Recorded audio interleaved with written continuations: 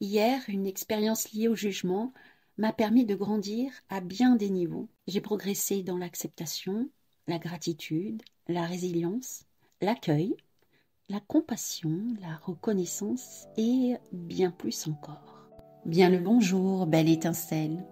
Bienvenue dans Miroir de femmes, le podcast épanouissant pour les femmes, les mères en quête d'évolution et de spiritualité. Je m'appelle Bénédicte. Je suis guide pour des voyages d'exploration intérieure grâce au miroir magique que le monde qui nous entoure nous offre. Je m'adresse à toi, belle femme, en recherche d'équilibre entre ton rôle de femme et de mère, toi qui désires être à l'écoute de tes véritables besoins, avec cette volonté d'y répondre en toute légitimité et sans culpabilité. Toi qui ressens l'envie de répondre à l'appel de ton âme pour grandir en conscience et vivre ta spiritualité en toute liberté au quotidien. Je vais te conter ici des histoires de la magie, de l'âme qui agit, des récits de clés qui t'ouvriront de nouvelles portes pour élargir ta vision. Prête pour le grand voyage? Alors c'est parti, abonne-toi pour que chaque épisode arrive à toi. Bienvenue dans ce nouvel épisode, un épisode clé miroir. Alors aujourd'hui, je vais t'inviter à plonger au cœur d'un sujet qui touche chacun d'entre nous, le jugement. Après avoir exploré la spontanéité dans l'épisode 12, dans celui-ci, j'avais envie d'aborder le sujet du jugement. Bien souvent, il est perçu comme un obstacle, mais il pourrait être aussi un outil précieux pour notre évolution spirituelle. Alors tout le monde a été confronté à des jugements, que ce soit ses propres jugements ou celui des autres. Et toi, as-tu réfléchi à la manière dont ces jugements jouent sur ta relation avec toi-même et avec le monde aussi qui t'entoure?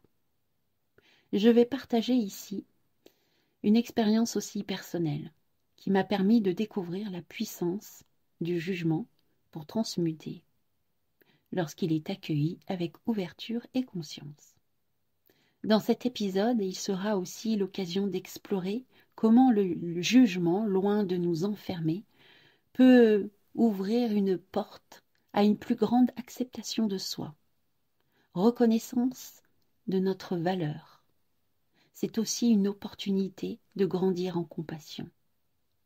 C'est un chemin vers la paix intérieure, l'acceptation du jugement, où la spiritualité se lie. Quand les deux sont liés, elles peuvent nous guider vers une vie plus alignée et plus joyeuse. Alors, je t'invite à te préparer à un voyage introspectif au travers de cet épisode. Écoute bien jusqu'au bout, tu pourrais avoir de belles surprises, car chaque mot est une invitation à revisiter sa vision du jugement, à les transformer comme des tremplins vers une spiritualité plus ancrée et plus authentique. Je te souhaite une belle écoute et j'espère que cet épisode résonnera en toi comme une clé supplémentaire sur ton chemin de vie. La spiritualité est un mot qui peut à la fois rassembler et aussi diviser. Elle suscite des débats et des points de vue très divers. Mais quelle est la vérité? Ce qui est certain, c'est que je ne la détiens pas.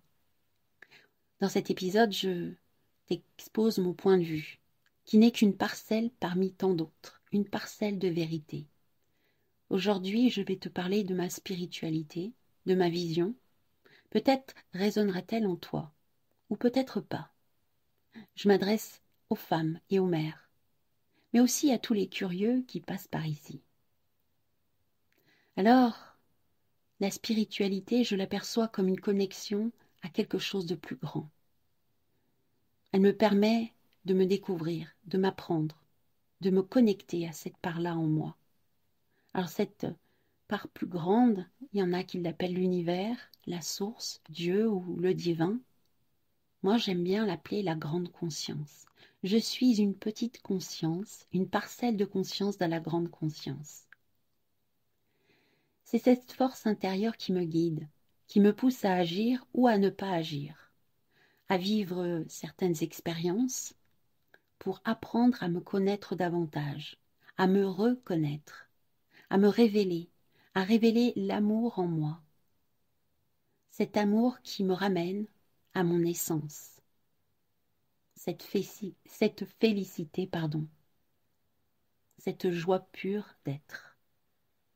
Alors, si tu m'écoutes encore, c'est que ma vision trouve peut-être écho en toi. Alors, pour résumer, je vois la spiritualité comme la possibilité de se connaître davantage, de mieux se comprendre, de mieux voir ses travers, ses lumières. C'est aussi apprendre à révéler cet être divin, cette étincelle divine en moi. Dans reconnaître, on entend re, co et naître. Re, parce qu'on est déjà né, mais on a envie de renaître. Co, c'est le commun. Comment ensemble, en communion avec l'autre, je peux apprendre à renaître. Choisir de renaître en conscience vers un être plus illimité, plus étincelant, plus rayonnant, qui ressent cette joie profonde, qui est joie profonde. Et c'est ensemble, pour moi, que nous pouvons révéler l'amour que nous sommes. Et j'entends somme, la somme de tous. Quand nous sommes ensemble, nous sommes l'unité, l'addition. La somme de nos consciences individuelles qui forment un grand tout et qui donnent sens à notre existence, à l'existence de chaque être sur cette terre. Tu es toujours là? Super. Alors oui, mon introduction est un peu longue, mais elle était nécessaire pour te permettre de comprendre le lien entre la spiritualité et le jugement que je vais aborder maintenant. Alors, quel est pour moi le rapport entre spiritualité et jugement? Eh bien, c'est grâce au jugement que ma spiritualité a pu émerger. Sans jugement, je crois que la spiritualité n'existerait pas pour moi. Pour moi, les jugements sont comme des gardiens, des guides. Ils me montrent la voie de la sagesse. Ils me montrent les travers, les impasses à éviter. Ils m'aident à reconnaître mon essentiel pour ma croissance et pour mon évolution. Je me dis que sans eux, je stagnerais. Car c'est par les jugements que j'ai appris à choisir la joie, à choisir le chemin de la joie que je suis au fond de moi. Pour reconnaître cette joie, il a fallu que je ressente l'absence. C'est les jugements qui m'ont permis de ressentir ce manque. Et c'est par ce manque que j'ai réalisé que je n'étais pas moi-même. C'est en reconnectant à la joie, à mon essence première, que je me suis sentie revivre. Mais il a bien fallu que j'explore par ailleurs pour mieux la reconnaître. Permets-moi de te raconter une anecdote pour illustrer comment le jugement et la spiritualité se manifestent dans ma vie quotidienne. Récemment, un membre proche de ma famille que je raccompagnais m'a fait part de ses sentiments à mon égard. Au cours du trajet, après une conversation anodine, un silence s'est installé. J'ai partagé alors mon point de vue pour relancer la discussion sur notre relation, en exprimant, je dois bien l'avouer, une certaine frustration, avec, un léger ton de reproche. Il m'a alors expliqué son point de vue, ses besoins, ce qui a provoqué en moi une certaine réactivité, je dois bien l'avouer. Bien que cette conversation soit restée suffisamment fluide et ouverte, je me suis retrouvée à dire que ce n'était pas après la mort que nous aurions des relations. Une remarque qu'il a perçue comme un reproche. J'ai réajusté. Je lui ai dit, excuse-moi, effectivement. J'ai plus fait part que le fait d'être en manque de relation, ça réveillait en moi la douleur de l'absence de ma mère, partie avec la maladie d'Alzheimer. C'est encore parfois douloureux, cette séparation. Et c'est vrai que j'ai envie de maintenir le lien, comme beaucoup d'entre nous, n'est-ce pas? Et lui alors m'a expliqué son point de vue, ses besoins.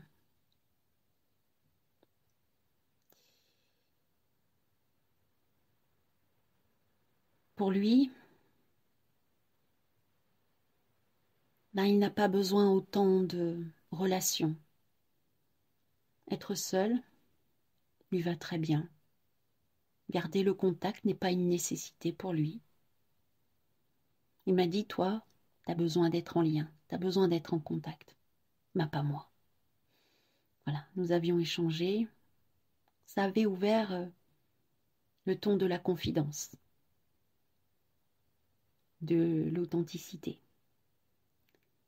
Et c'est donc en arrivant devant chez lui où je l'ai déposé qu'à ma grande surprise, il m'a confié que nos appels le plombaient,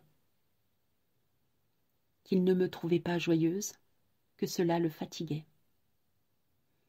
que cette relation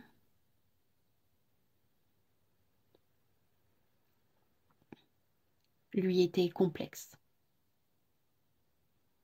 Alors oui, cette révélation, bien que difficile à entendre, avait été exprimée avec beaucoup de délicatesse, puisqu'il m'avait dit, là je vais te dire quelque chose, je pense que ça va pas forcément te plaire et ça peut te faire du mal, mais j'ai besoin de te le dire. Donc il m'avait prévenu, donc il y avait une certaine bienveillance. Bien sûr, dans « je ne te trouve pas joyeuse », il y avait du jugement. J'ai accueilli au mieux. Je lui ai répondu que j'acceptais son ressenti, qu'il était réel. Je ne pouvais pas dire qu'il avait tort, c'est son ressenti. Il le vivait comme ça. C'était pas forcément agréable à entendre.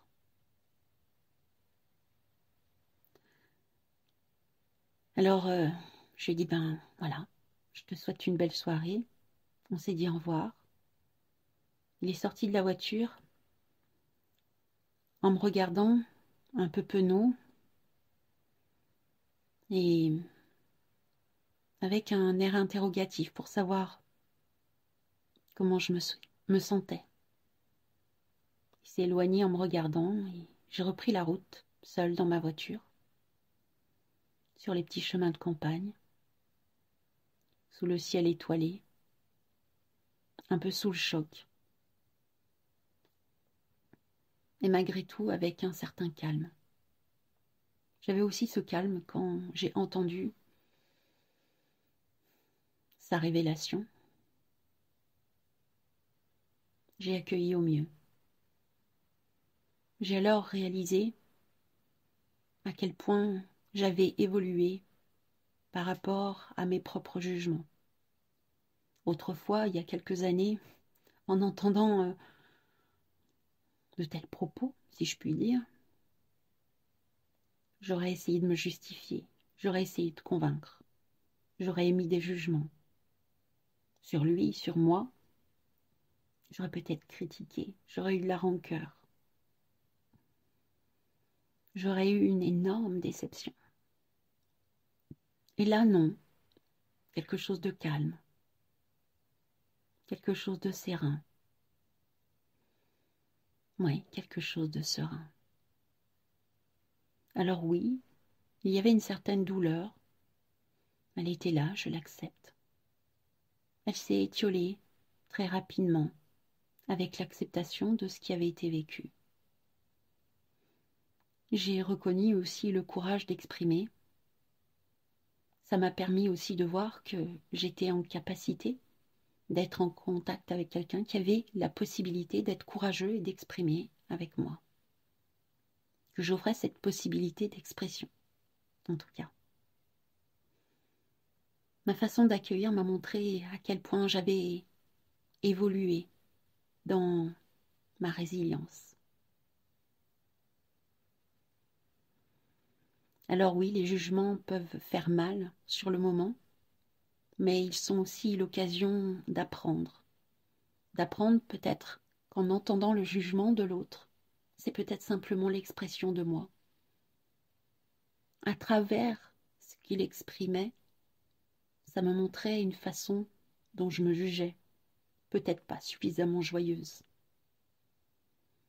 avec une sorte de manque. J'ai aussi réalisé que l'expression de l'autre, ce qu'il dit de moi, ne me définit pas. Il exprime son ressenti. Il exprime ses jugements, mais ces jugements ne me définissent pas. Elle m'a permis aussi de grandir en compassion vis-à-vis de moi, par rapport à tout ce que j'ai pu vivre. Je me suis apporté de la compassion par rapport aux émotions qui me traversaient à ce moment-là. Ça m'a permis aussi de voir ma posture, de voir à quel point l'estime de moi s'était aussi renforcée. Qu'est-ce que j'ai grandi avec le temps. Je ressens en moi maintenant cette posture de leader, celle qui accueille, qui ne s'effondre pas au moindre défi, au moindre reproche, même si ce qui a besoin d'être entendu sur moi n'est pas forcément agréable. Voilà, donc il y a encore plein d'autres choses à exprimer, mais voilà, brièvement, une expérience de vie qui fait que je grandis. C'est un petit peu comme ça que je mène ma vie maintenant. Quand quelque chose arrive, quand quelque chose me perturbe, j'essaye de voir au-delà de la première déception, de la première réaction, voir ce que ça peut m'apprendre. Et notamment, dans cette expérience, je vois que j'ai grandi en résilience et en accueil. Ça m'a permis de renforcer cette résilience et d'avancer dans une meilleure connaissance de moi. Je me suis aperçue aussi que j'avais évolué dans la communication. Je savais exprimer, j'ai su écouter, j'ai su exprimer, j'ai su accueillir l'expression de l'autre. Et il y a quelque temps de cela, on serait parti en colère, en reproche. Là, c'était serein, c'était calme. J'ai aussi grandi dans le fait de ne pas prendre les choses de manière personnelle. L'expression de l'autre est son point de vue. Ce n'est pas la vérité sur moi. C'est sa parcelle de vérité.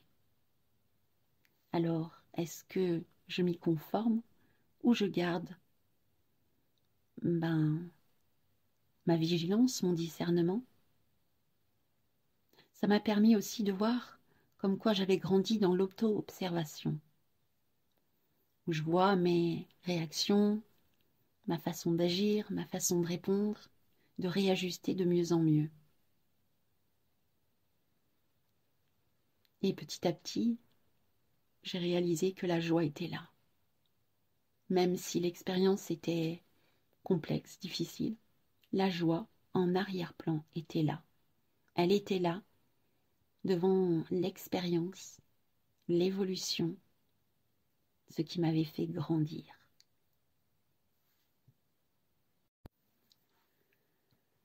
Alors, comment ça t'a parlé, cet épisode sur le jugement? Comment tu te positionnes par rapport au jugement? Est-ce que cette histoire a fait miroir en toi? Est-ce que tu émets des jugements vis-à-vis de toi-même ou vis-à-vis des autres? Ou évites-tu d'en avoir, même si au fond ils sont peut-être encore là? Est-ce que tu joues avec? Est-ce pour toi des points ou plutôt des opportunités pour grandir dans l'amour pour toi-même? Alors si tu souhaites approfondir cette exploration et que tu sens que tu as un besoin d'être accompagné, je suis là. Je t'invite à me contacter pour des séances individuelles, mais aussi je peux te proposer de jouer avec ces jugements grâce à des immersions pour la joie. Les immersions pour la joie, c'est explorer son intériorité grâce à la voix clownesque. Apprendre à jouer avec ses parts qui jugent, ses parts qui critiquent, mais comment on peut les accueillir avec délectation, je dirais. Alors si tu sens l'appel, je t'invite à prendre contact avec moi. Tu trouveras dans le descriptif mon adresse mail et aussi le lien pour mon profil Facebook. Tu pourras ainsi accéder à Messenger et venir en conversation privée. Si cet épisode t'a plu, je t'invite à le partager, à liker, à l'enregistrer dans ta bibliothèque, peut-être pour le réécouter. Je t'invite à t'abonner si ce n'est déjà fait, pour que les prochains épisodes viennent à toi. Je te retrouve la semaine prochaine pour un nouvel épisode, un épisode clarté, clé clarté, où je partagerai avec toi un tirage avec le tarot akashique pour recevoir des messages qui pourront peut-être t'apporter de belles réponses. Alors, à la semaine prochaine. À bientôt. Au revoir.